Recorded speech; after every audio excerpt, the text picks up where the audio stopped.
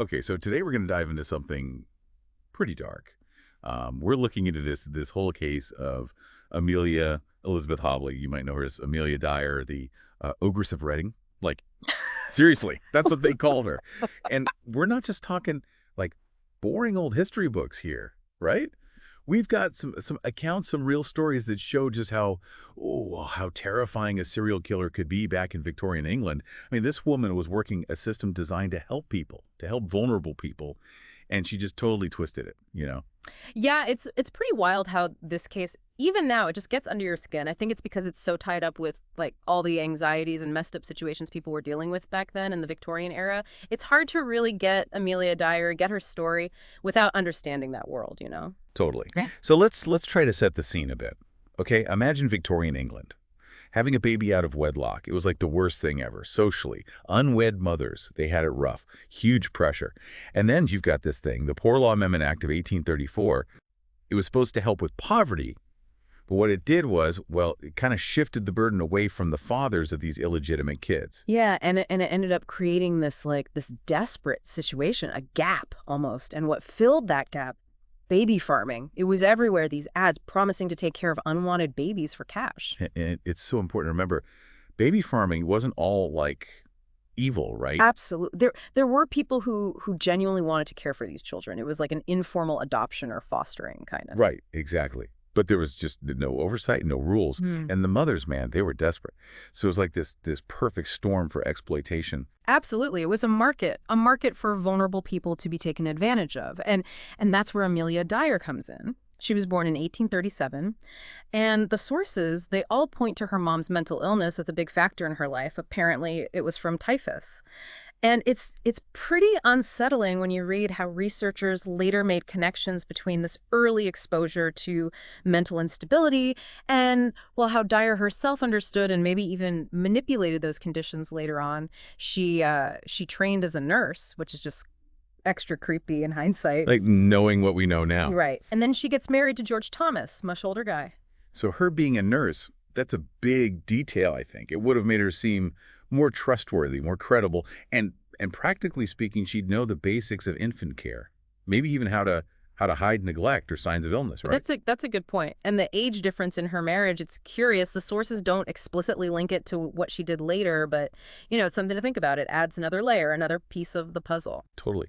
And things really seem to take a turn, a dark turn, after her husband dies in 1869. She's a widow. She needs money. And that's when she gets into baby farming. Yeah. But at first, she makes it all look legit. She even had 2 kids of her own. Oh, wow. Really? So using that to kind of build trust. Yeah, exactly. And the sources talk about the money. It was a lot, a big one-time payment, plus clothes for the baby. So you combine that with how desperate the mothers were, and it was a tempting path, even though it was morally reprehensible. And then there's this name that pops up, Ellen Dane, a midwife, apparently, who introduced Dyer to this whole baby forming thing. And then conveniently, she takes off to the U.S. right before things get messy. Wow, talk about suspicious. It really feels like she knew what was going on, at least suspected it. I mean, running off to another country right after connecting Dyer to this world, that's pretty telling. Yeah, no kidding. And the descent into pure horror, it wasn't immediate. In 1879, she actually gets convicted, but it's for neglect, and she only gets 6 months of hard labor. This seems like a turning point, though, because after she gets out, the sources say she changed her methods. She starts straight up murdering the babies. Strangulation is mentioned a lot. And then she'd dispose of the bodies so nobody would get suspicious. Oh, wow. So that initial conviction, even though it seems so light to us now, it was kind of a catalyst. Yeah, I think so. She got exposed, even if it was just a little bit. And it probably made her way more afraid of getting caught, so she took more extreme measures. It's like she thought if she got rid of the child completely, she could keep going, keep the whole operation running. I see. So after that brush with the law, how did she manage to stay under the radar for so long? I mean, the sources make it sound like this was a pattern, these infant deaths. There was even that incident in 1879, right? That doctor got suspicious enough to report her. But she still just got 6 months. It's crazy. Right. It just goes to show you what the attitudes were like back then and how limited the investigations were. When a baby died, especially a baby born out of wedlock, it didn't get the same attention as the death of, I don't know, an adult or a child born to a married couple. Mm. The system itself had these blind spots. And Dyer, she took advantage of them. It's awful. It's really tragic. And then there are those times when she ends up in mental hospitals. And it's so strange how it always seemed to happen right when she was, right when things were getting a bit too hot for her. And remember, she used to work in an asylum, so she knew how the system worked. Oh, right. She was a nurse there. Exactly. So she could use that to make sure things were, well, comfortable for her. And it really makes you wonder, were these actual breakdowns or was she just, trying to disappear for a while? Yeah. It's a disturbing thought. But it wouldn't be the first time she manipulated things to her advantage. There's even that whole incident in 1890, that suicide attempt with laudanum. Right. But her tolerance was too high from using it so much, right? Exactly. So it suggests she was using opium-based stuff for a long time. Hmm. And that could have messed with her mental health for real. Yeah. But it could also have been another way to deceive people, another tool in her arsenal of manipulation. Wow. It's a lot to process. And Right. and it seems like all these close calls, the constant fear of getting caught, it just made her even more ruthless. The sources suggest she moved to just killing the babies outright. That way she wouldn't have to spend money on caring for them, feeding them, and she wouldn't need doctors, no death certificates, no official records. And then on top of that, she and her family were always on the move, changing their names all the time. It's like she was always one step ahead, wiping out her tracks and starting fresh in a new town, a new city, always looking for more vulnerable mothers. It's so calculated, so strategic. It wasn't just, taking advantage of opportunities as they came up. It was a whole plan to keep the operation going and never face consequences. Yeah. And the aliases, that was a big part of it. Nobody could connect the dots. Nobody could see the pattern across different places. Yeah, you're totally right. It's chilling. So in 1893, she ends up back in an asylum last time she was committed. And from what the texts say, it was a pretty horrible experience. Probably put her off going back ever again. And then 2 years later, she moves to Caversham and then to Reading. She brings along this woman, Jane Granny Smith, someone she got from a workhouse. And she had her daughter, Polly, and her son-in-law, Arthur Palmer, with her too. Hmm. And the sources really emphasize how Dyer used Granny Smith, presented her as this loving mother figure to trick the mothers who were giving up their babies. Wow, so creating this whole image of a happy, caring family. I mean, that's how she kept getting away with it for so long. She made herself seem trustworthy to the very people who might have suspected something, who might have raised the alarm. Exactly. So let's talk about the case that finally brought her down. The murder of Doris Marmon.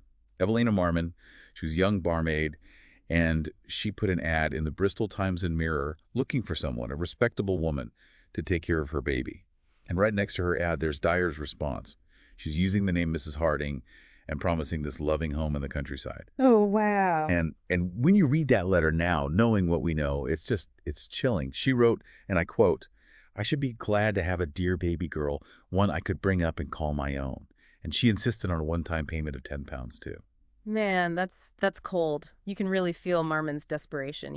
She planned to get her daughter back eventually. You can see how heartbroken these mothers were. And Dyer demanding all the money up front. That was smart from her perspective. She got paid before anything could go wrong, before the mother could change her mind. And Mhm. and the fact that Marmon thought Dyer looked older and heavier than she expected but still gave her the baby, Yeah. it just shows you how few options these women had and how good Dyer was at tricking them. And get this, Dyer never even took Doris to Reading. Yeah. She went straight to her daughter Polly's house in London. And the way she killed Doris, it's horrifying. It was white edging tape wrapped around the baby's neck twice. And later, Dyer said something about watching them. It's so disturbing. No empathy, no remorse. And then, after it was done, she just got rid of Doris's clothes. She even pawned some of them for a few pennies. It's like the baby's life meant nothing to her, less than a few shillings. And that white edging tape, it becomes her trademark, this tiny detail that ends up linking everything back to her. And that comment about watching them, it just shows how detached she was, how cruel. It's almost impossible to It's understand. just beyond belief. Mm. And tragically, Doris wasn't the only victim. The next day, another baby, Harry Simmons, was killed. Same piece of tape. It's like it all became so routine for her, so efficient, just awful. So she was just moving from one victim to the next like it was nothing. The way she did it so quickly, it shows how normalized it had become for her, how transactional, the value of human life, it meant nothing to her anymore. And the way she got rid of the bodies, it was brutal. Bags, weighted down with bricks, tossed into the River Thames near Caversham Loch. You almost knew it was going to catch up with her eventually. And it did. A bargeman found Helena Fry's body. That's what started it all. And the detective work that followed. Detective Constable Anderson, he noticed everything. A label from Temple Mead Station, the writing on the wrapping paper, barely visible, it said, Mrs. Thomas, and an address. He was so meticulous, and it's what brought Dyer's whole carefully constructed world crashing down. Yeah, that one little piece of evidence, it gave the police enough to start watching her house in Reading. And then on Good Friday, they raid the place. Can you imagine? The sources say there was this terrible smell, like something was decomposing, even though they didn't find any bodies right away. But there was other stuff. White edging tape, telegrams about adoptions, pawn tickets for baby clothes, and letters, sad letters from mothers who were desperate. It all pointed to what she was doing.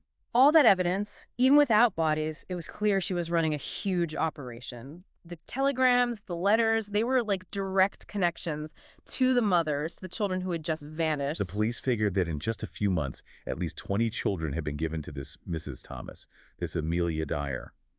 And when they tried to calculate how many victims there were over the 30 years she was doing this, the numbers are staggering. Over 400, maybe even more. I mean, that would make her one of the worst serial killers in history. It's horrifying to think about how many lives were lost, how many families were destroyed. It shows how vulnerable these people were, these mothers and their children. The system, it just failed them completely. So on April 4th, they arrest her. And then they start dredging the Thames. They find 6 more bodies, including Doris Marmon and Harry Simmons. The white tape was still around their necks. And Evelina Marmon, she was able to identify her daughter's remains. Oh, man. That must have been just devastating to have your worst fears confirmed like that, to see your child after everything that had happened. It's just heartbreaking. At the inquest, Dyer's son-in-law, Arthur Palmer, he gets off. And it's because Dyer wrote a confession. She said she was the only one responsible, that her daughter and son-in-law had no idea what she was doing. There's this part in the confession, it says, "Neither my daughter Marianne Palmer nor her husband Alfred Ernest Palmer, I do most solemnly declare, neither of them had anything at all to do with it. They never knew I contemplated doing such a wicked thing until it was too late." So she was still trying to protect her family, even then. But it also shows how controlling she was, how manipulative. Even though she was caught, she was still trying to control the story. Yeah, exactly. And at the Old Bailey, she pleads guilty to murdering Doris Marmon. Her family and people who knew her, they testified and said they'd been getting suspicious for a while. And the witness who saw her getting rid of packages at Caversham Lock, that was really important too. Her defense, they tried to say she was insane because she'd been in asylums. But the prosecution, they argued that those were just her trying to avoid getting caught, not actual breakdowns. And it worked. Yeah, the insanity defense, it was pretty common back then. But the prosecution, they did a good job of showing how calculated her actions were, how she was completely in control. It convinced the jury that she was responsible for what she did. The jury, they took like 4.5 minutes to come back with a guilty verdict. And in those last few weeks before her execution, she filled up notebooks with what she called her last true and only confession. But when the chaplain asked if she wanted to confess, she just handed him the notebooks. Like, isn't this enough? Wow. And then on June 10th, 1896, they hanged her. Her last words were just, "I have nothing to say." And right before the execution, they dropped all the charges against Polly. So she just went silent at the end. It's almost the scariest part of the whole story. We'll never really know why she did it, what was going on in her head. And dropping the charges against Polly, I guess the authorities believed that her family was innocent. Yeah, it seems like it. So after all this, after the horror of what Dyer did, things did change. They made the adoption laws a lot stricter. They gave local authorities more power to oversee baby farms, so hopefully nothing like this would ever happen again. And as we see in the sources, this case really put the NSPCC, the National Society for the Prevention of Cruelty to Children, on the map. They'd only been around for a few years before all this. And there's that ballad, The Ogress of Reading. It's pretty grim, but it shows how much this case affected people, how much they wanted justice.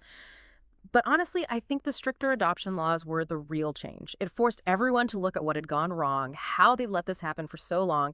It was a wake-up call. They had to face the fact that unwed mothers and their babies, they were incredibly vulnerable, and the system wasn't protecting them. Yeah, for sure. But, and this is the really disturbing part, the trafficking and abuse of babies, it didn't just stop. There's this story in one of the accounts. It's a couple of years after Dyer was executed. A baby's found alive on a train.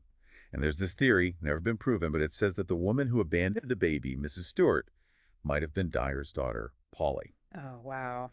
That's a chilling thought. It's like Even after such a horrible case, even with stricter laws, the problem didn't go away. The conditions that allowed it to happen in the first place, they were still there. So as we wrap up this deep dive into Amelia Dyer's story, I mean, what can we even say? It's just horrifying. Her crimes expose just how bad things were for unwanted children in Victorian England and how vulnerable unwed mothers were. Her case, it's a reminder that we always need to be fighting for children, protecting them. We need strong laws, but we also need to be vigilant, to always be watching out for the most vulnerable people in our society. Yeah. And when you think about it more broadly, Dyer's story is still relevant today. We still have issues with adoption, with child welfare, with people taking advantage of others. The details might be different, but the core issues, they haven't gone away. We need to be asking ourselves, are we doing enough to protect those who can't protect themselves? And that brings us to a final, unsettling question. Dyer killed so many people, and she got away with it for years. What does that tell us about our safety nets, even now? Even with stricter laws, can we really stop something like this from happening again? I think this deep dive, this look into Amelia Dyer's horrific crimes, it leaves us with some seriously disturbing questions. Questions about the past and maybe even about the present. Yeah, I think you're right. It definitely makes you think. It does.